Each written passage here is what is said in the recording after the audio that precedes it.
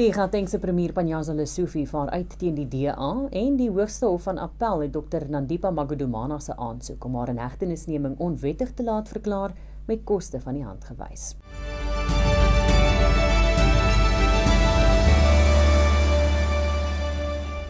Welkom by die Afrikaanse nuus op Vrydag 16 Mei.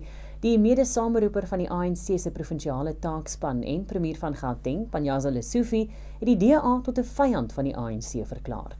Lesufi het tydens 'n media-konferensie uitgevaar teen die DA en sê die party het die geneigtheid om hom tot die hof te wend as hy nie sy sin kry nie. Hy het tydens die geleentheid ook genoem dat hy van mening is dat die DA die ANC se einde wil sien. Lesufi sê dit is duidelik uit aanhalings wat deur die DA se federale raadsvoorsitter, Helen Zille, gemaak is. Die Hoogste Hof van Appel het Dr. Nandipa Magudumana se aansoek om haar inhegtenisneming onwettig te laat verklaar met koste van die hand gewys. Magudumana het die hof genader teen 'n Hooggeregshof-uitspraak wat haar uitlewering gewettig het te appeleer.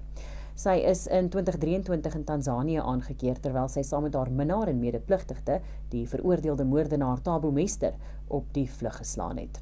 Sy word daarvan aangekla dat sy vir Bester gehelp het om uit die Mangaung gevangenis te ontsnap, waar hy lewenslange tronkstraf moes uitdien.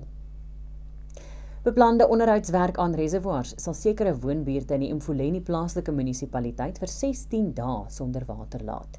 Die VF+ raadslid in die munisipaliteit, Gerda Senekal, sê Randwater se jarelange gebrek aan onderhoudswerk aan opgaarreservoirs in die Mfuleni plaaslike munisipaliteit en Sasol is die oorsaak vir die 2 weke lange wateronderbreking wat op inwoners wag.